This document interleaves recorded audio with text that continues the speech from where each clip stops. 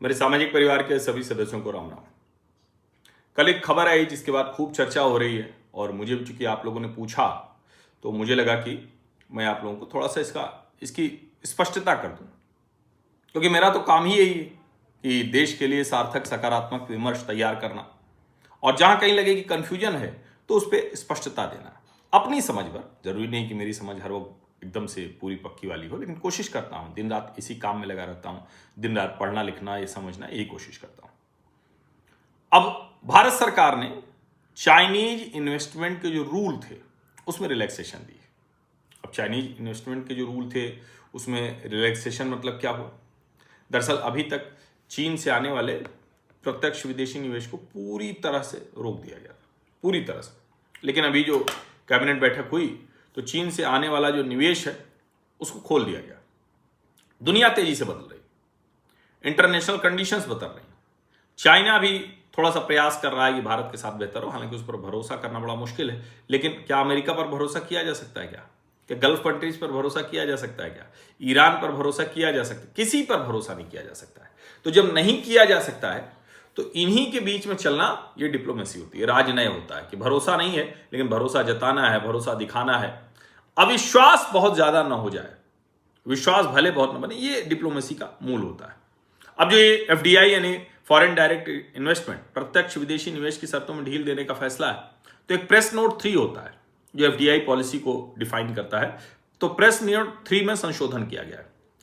अब एक तरह से कहें तो बहुत बड़ा स्टेटमेंट है, क्योंकि चाइना के साथ आपने कब लागू किया था? कोविड के समय में लागू किया था, जिसको मैं चाइनीज वायरस बार बार कहता हूं। 2020 में भारत सरकार ने प्रेस नोट 3 लागू किया था। यही था जो भारत से सटी हुई सीमाएं हैं तो वहां से आने वाले निवेश को मंजूरी को लेकर था। मूल क्या था कि भाई हमारी कंपनियों की वैल्यूएशन कम हो जाए, वो आके वो सस्ता अधिग्रहण कर लें, होस्टाइल टेक ओवर जिसको कहते हैं। चीन सहित पड़ोसी देशों की कंपनियों ने निगरानी बढ़ाना, तो पड़ोसी और नहीं चीन ही था। अब चीनी निवेश पर इसका बड़ा प्रभाव पड़ा था। और 2020 में गलवान वैली में भारत चीन के बीच जो सैन्य झड़प हुई थी, जिसमें हमारे जो वीर सैनिक थे, जो वीरगति को प्राप्त हुए थे, और उन 3 गुने से ज्यादा चाइनीज सैनिकों को भी ये लोग के सुखम भुगता कर दिया था। तो उसके बाद बहुत सी चीजें हुई थी। भारत सरकार चीनी ऐप पर निवेश, तकनीकी सहयोग सब पर कर दिया था। सिग्नलिंग और जो सेंसिटिव सेक्टर है वहां से तो पूरी तरह से बाहर कर दिया था। अब ये किया, अब चीनी जो निवेशक है उनके लिए थोड़ा रास्ता खुलेगा, शर्तें कुछ आसान हो जाएंगी, जो प्रोसेस है वो तेज हो जाएगा, और एक तरह से कहें कि कुछ सेक्टर्स में उनके लिए आसानी हो जाएगी, वो पैसे यहां लगा चुके हैं। अब वैसे तो आप देखिए हमारा चीन का जो द्विपक्षीय व्यापार है 130 अरब डॉलर का है, लेकिन भैया हम ही घाटे में है, बहुत ज्यादा घाटे में, तो उसको भी ठीक करना है।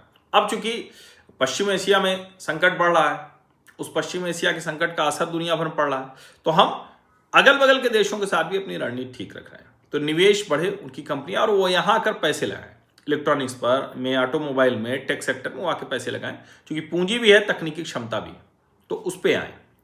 अब सवाल यह है कि ये जो मतलब है, इसको दुनिया कैसे देख रही है? तो सीएनबीसी लिख रहा है, India China reset question mark, relaxed rules allow Beijing to invest in India after about 6 years. India's cabinet said to ease rules that curb Chinese investment.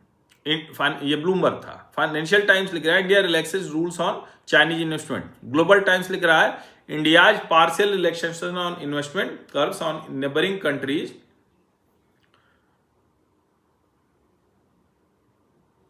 ये मैं इसलिए आपको बता रहा हूं ना कि दुनिया इसको कैसे देख रही है वो समझना जरूरी है। अब मूल बात ये समझिए, सिर्फ 10% ओनरशिप कंट्रोल नहीं हो सकता है, सिर्फ 10% का मसला है, यानी अधिकतम 10% ही वो निवेश कर सकते हैं, उसमें भी सारी शर्तें हैं।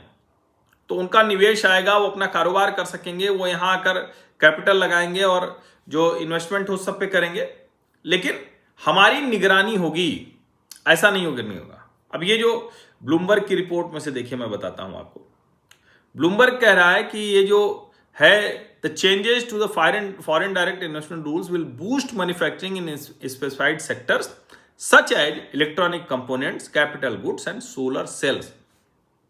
चाहिए भारत को ये चीजें, तो इसलिए भारत उनका उपयोग कर रहा है। जो 60 दिन का proposal in these sectors will be processed in with in 60 days and the list of eligible sectors में बी रिवाइज्ड।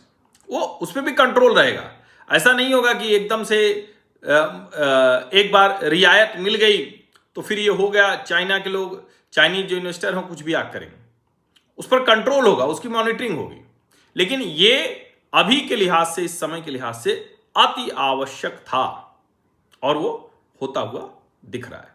तो चूंकि बहुत से लोग पूछ रहे, तो पहला तो ये कि स्ट्रेटजिक है, सिर्फ 10% है, हम सेक्टर स्पेसिफिक करेंगे, हमारी मॉनिटरिंग अभी भी होगी, और जो इलेक्ट्रॉनिक कंपोनेंट्स है, सोलर सेल्स है, ऑटोमोबाइल है, दूसरे ऐसे सेक्टर हैं जहां वो कर सकते हैं, उनका निवेश होगा और भारत में वो मैन्युफैक्चरिंग करेंगे।